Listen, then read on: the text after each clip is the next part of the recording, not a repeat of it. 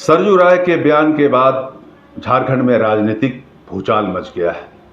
आप जानते हैं कि सरयू राय ने कहा था कि मुख्यमंत्री हेमंत सोरेन को कांग्रेस के बिना सरकार बना लेना चाहिए।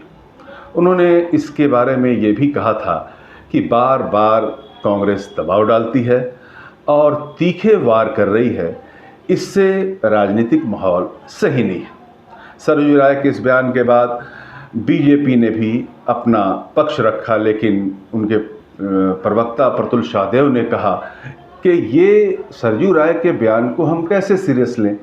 घटक दल ज़रूर हैं, घटक दल के एमएलए ज़रूर हैं, लेकिन अगर जेडीयू के प्रदेश अध्यक्ष खीरू महातो अगर इस पे कुछ कहते तो हम बोलने की स्थिति में होते। नीतीश कुमार जो जेडीयू के राष्ट्रीय अध्यक्ष हैं, अगर वो इस पे कुछ कहते तो हम बोलने के स्थिति में होते। तो ये बोलना अनुचित होगा। आज एक मीडिया कर्मी से बातचीत करते हुए प्रदेश अध्यक्ष, भाजपा के प्रदेश अध्यक्ष आदित्य साहू ने कहा कि लोजपा और जेडीयू हमारे घटक दल हैं। अब सरयू राय अगर ऐसी बात कर रहे हैं तो ये क्यों कर रहे हैं, समझ से परे है, ये वही बता पाएंगे।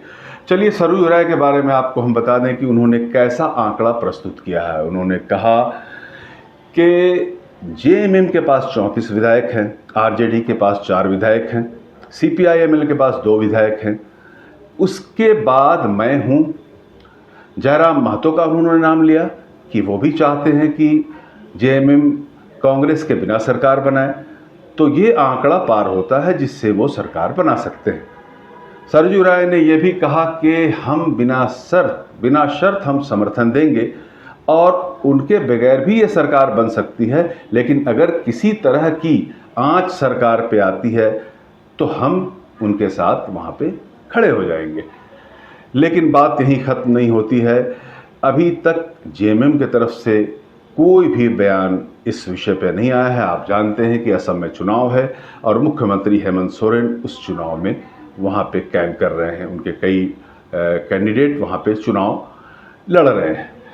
सरयू राय के इस बयान के बाद उन्होंने ये भी कहा था कि 2029 के चुनाव में हेमंत सोरेन को अपने व्यक्तित्व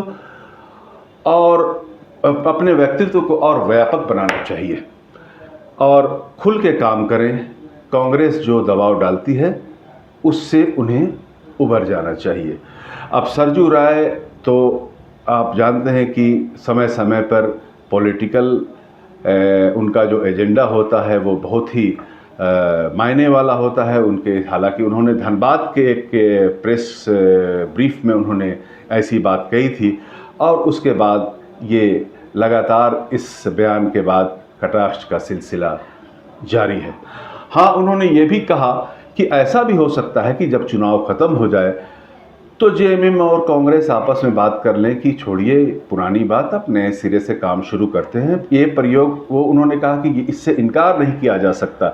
लेकिन अगर दूसरी सूरत में देखा जाए तो जो मैं आंकड़ा बता रहा हूँ उससे झारखंड के वातावरण को बेहतरी मिलेगी।